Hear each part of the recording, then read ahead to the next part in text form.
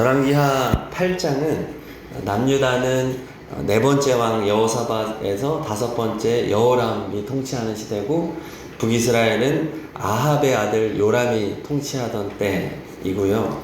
열왕기하 8장에서 묘사하는 것은 이방 나라들이 강해지는 모습을 보여주고 있습니다. 먼저 이제 암몬, 이제 북이스라엘 바로 위에 있는 그 시리아 나라입니다. 7절을 함께 읽겠습니다. 8장 7절. 엘리사가 다메섹에 갔을 때에 아람 왕 베나닷이 병들었더니 왕에게 들리기를 이르되 하나님의 사람이 여기 이르렀나이다 하니, 이제 아람 왕이 베나닷인데 그는 강력한 군사력을 바탕으로 북이스라엘을 위협하고 또 정복할 뻔했던 그런 왕입니다. 그래서 열왕기하 6장 8절 이하에 보면은 엘리사를 잡아 죽이려고 엘리사가 있는 성읍을 포위하기도 했습니다. 그때 하나님께서는 불말과 불병거로 이스라엘을 지켜주셨죠. 자, 그렇게 엘리사를 죽이려던 베나닷이 지금 병이 들었던 거예요. 병이 들고 나니까 이제 예전에는 죽이려고 했었지만 이제는 이 엘리사가 필요하게 된 겁니다. 8절 읽겠습니다. 8절. 왕이 하사엘에게 이르되 너는 손에 예물을 가지고 가서 하나님의 사람을 맞이하고 내가 이 병에서 살아나겠는지 그를 통하여 여호와께 물으라. 사람이 이렇게 연약한 거예요. 힘이 있을 때는 불가능이 없는 것처럼 교만하게 행동하지만 하나님께서 건강 하나만 치셔도 이렇게 무기력하게 무너지는 겁니다. 하사엘을 보내서 나의 병이 나을 수 있겠냐, 어떻게 보면 좀 낫게 해줘라, 이런 부탁을 하게 되는 겁니다. 엘리사가 대답합니다. 10절 읽겠습니다. 엘리사가 이르되 너는 가서 그에게 말하기를 왕이 반드시 나으리라 하라.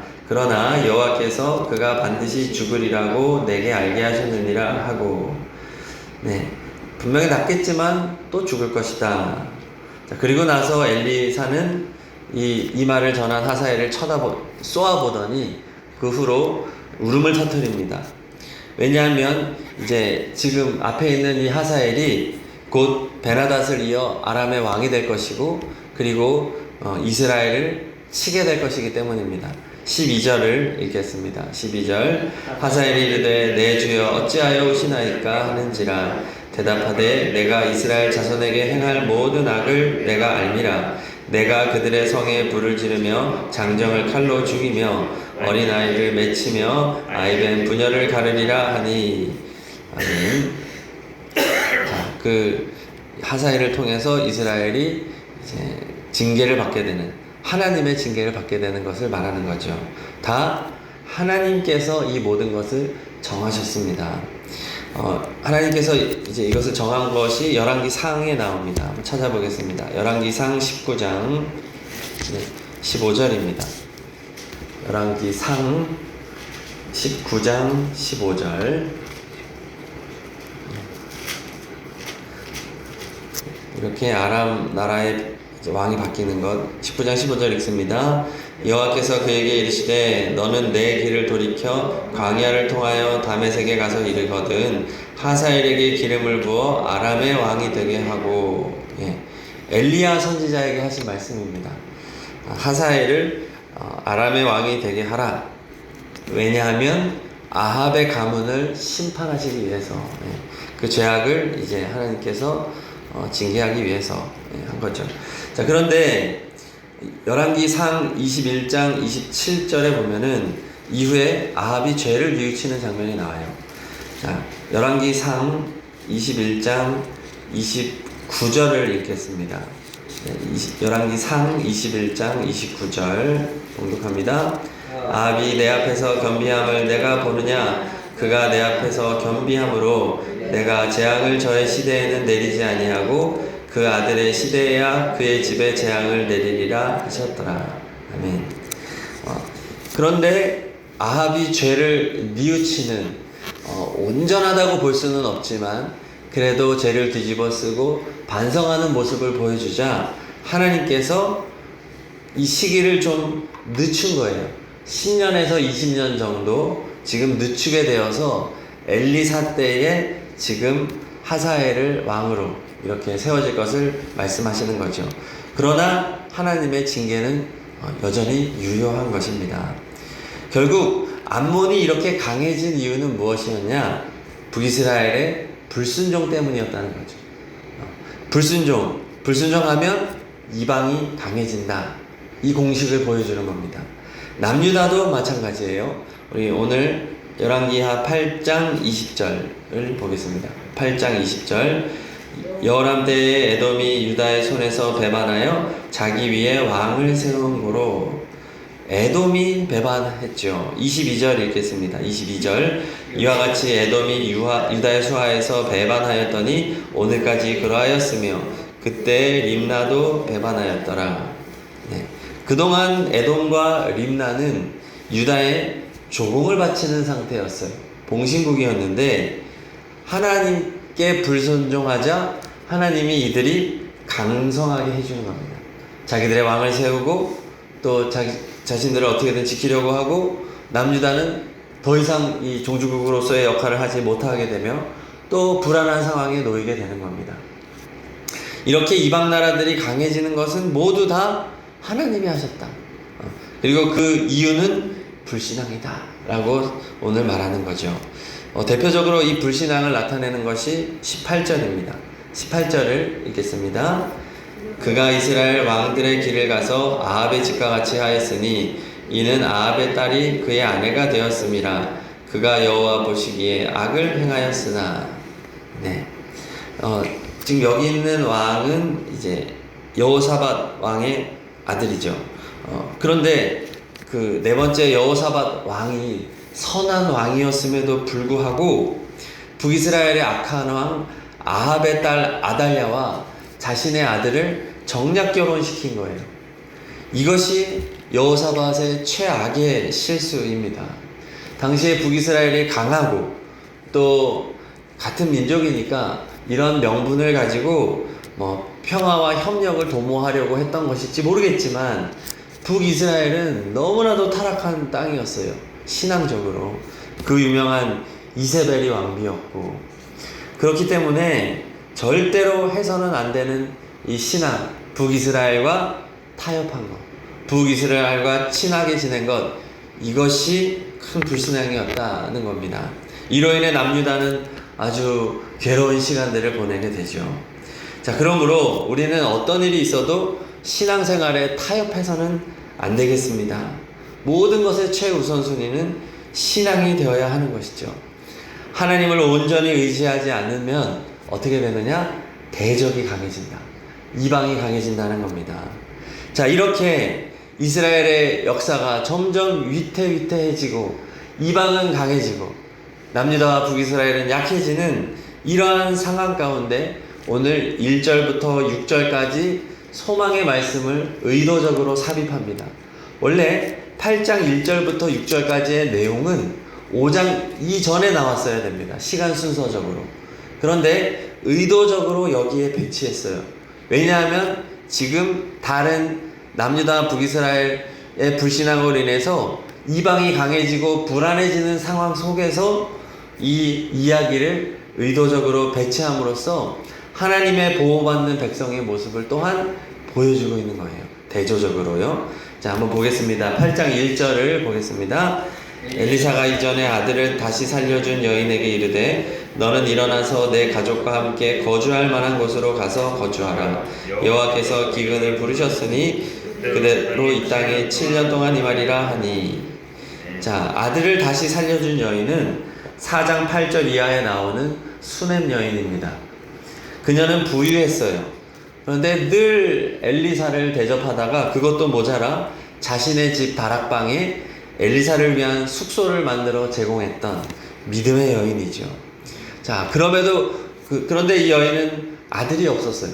아들이 없었음에도 불구하고 너에게 필요한 게 무엇이냐라고 백지수표를 내밀었을 때 아들 달라고 안 합니다. 저는 지금으로 족합니다. 하나님의 백성으로 사는 것이면 충분합니다. 아주 성숙하고 자족하는 여인이었어요. 그때 하나님께서는 내년에 아들이 있으리라. 내년 이맘때. 자, 그렇게 하나님께서 이 여인에게 아들을 주셨죠. 놀랍게도 안타깝게도 이 아들이 잘 자라다가 갑자기 두통을 호소하며 쓰러져 죽게 됩니다. 그래서 엘리사가 멀리 있다가 이 여인이 이제 간청을 하고 또 찾아가서 엘리사가 돌아와서 이제 이 아이의 몸을 포개가지고, 그렇죠? 입과 눈과 손을 아이와 닿게 할 때 이 아이가 살아났던 그 기적의 여인이 바로 이 여인이에요. 근데 이 여인이 지금 이 8장에 의도적으로 여기에 배치를 딱 해요. 1절에 보니까 엘리사는 이 여인에게 7년 기근을 예고하면서 기근을 피해 있으라고 합니다. 7년 기근은 어마어마한 겁니다. 엘리야 때 3년 6개월 기근이었어요. 그때도 얼마나 고통을 당했습니까? 그러나 무려 2배, 7년 동안 기근이 있을 것이다. 자, 그러니 너는 피해 있어라 라고 말씀하십니다. 자, 이것이 무엇을 말해주느냐?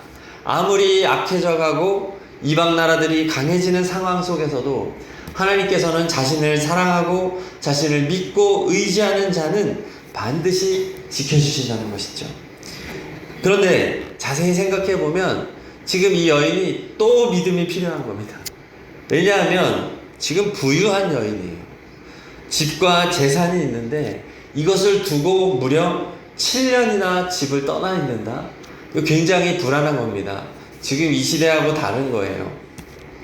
7년 뒤에 돌아오면 이 집이 누가 지켜주냐고요. 다른 사람 집이 될 것이고 그 땅이 밭이 다른 사람에게 가 있을 것이죠. 그러면 재산을 되찾기란 불가능에 가깝습니다. 더군다나 지금 북이스라엘의 왕은 공정한 왕이 아니에요. 악한 왕이에요. 이제 또 이 땅을 떠나라고 하잖아요. 그럼 이스라엘을 떠나서 어디로 갑니까? 이방 나라에서 살아야 되잖아요.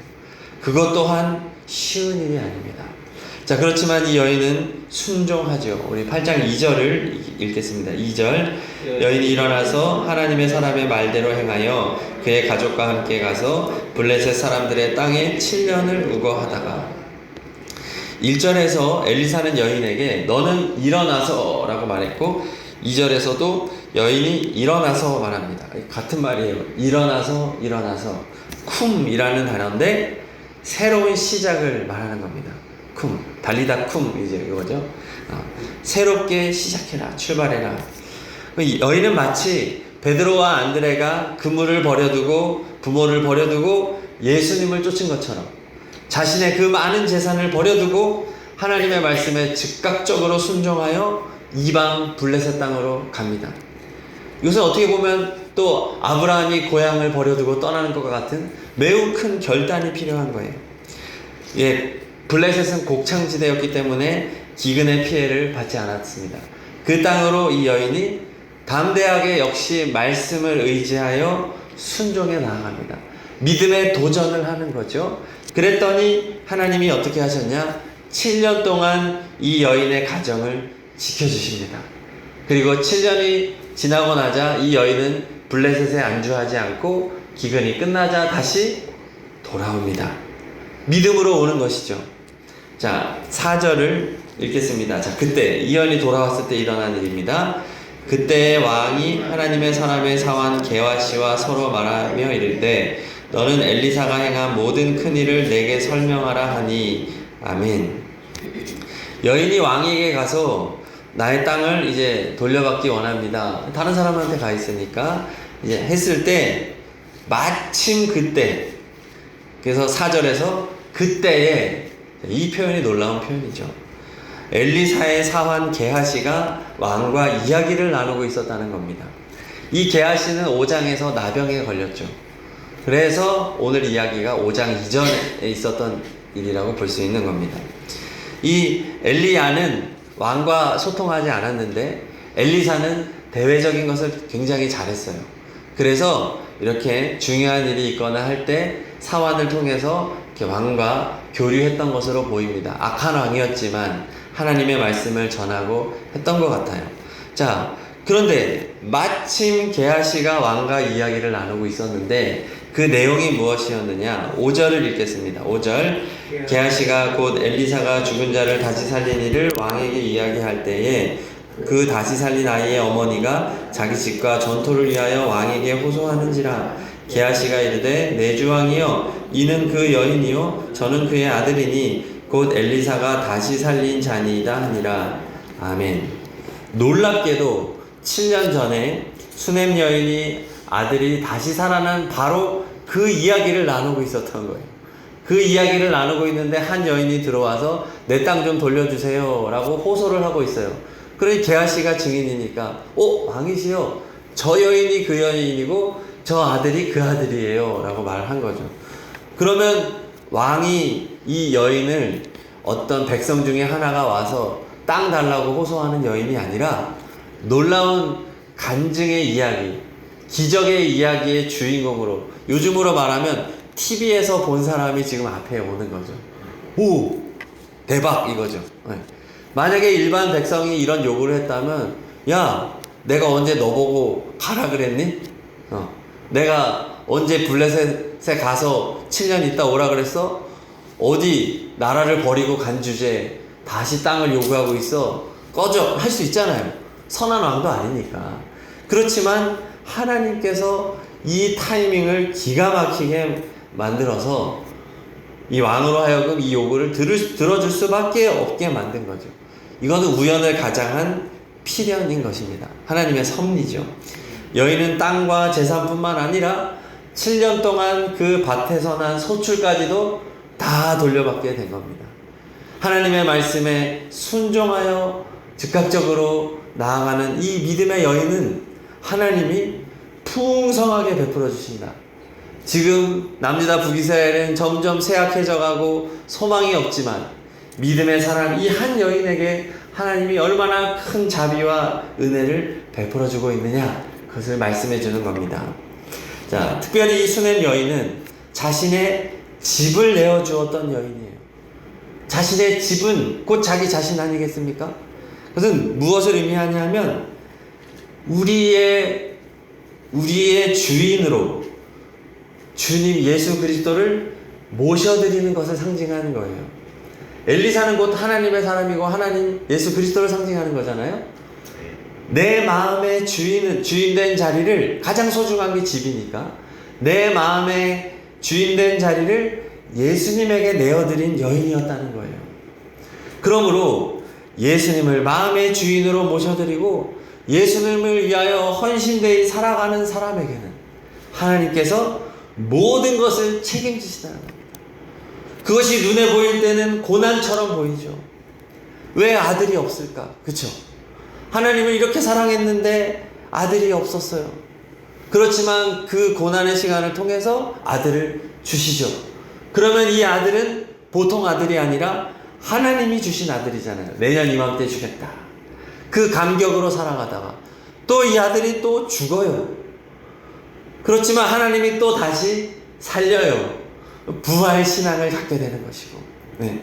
그리고 기근을 앞두고도 블레셋 땅으로 이방으로 보내지만 그 시간 동안에도 하나님은 이 가정을 지켜주시고 보호하여 주셨다가 또 돌아왔을 때 그 기간의 소출까지도 다 갚아주시고, 이렇게 기가 막히게 섭리하시는 하나님, 너무나 재미나지 않습니까? 예수님을 주인으로 모시고 살아가는 사람의 인생은 인생의 굴곡이 있지만 이 굴곡은 마치 한편의 드라마와 같아서 결국은 해피엔딩을 향해서 달려가고 있다는 사실이에요. 하나님 살아계시기 때문이죠. 예수 그리스도는 이런 사람을 절대로 포기하지 않고 아무리 세상이 약해져도 지키시고 보호해 주시기 때문입니다. 자, 그러므로 오늘 말씀이 우리에게 주는 가장 중요한 것은 어떤 상황이 와도 예수 그리스도를 주인으로 모시고 주님을 위해 살아가는 우리 가정이 되어야 하겠다. 그런 교회가 되어야 하겠다. 이런 메시지를 우리에게 주고 있는 것입니다.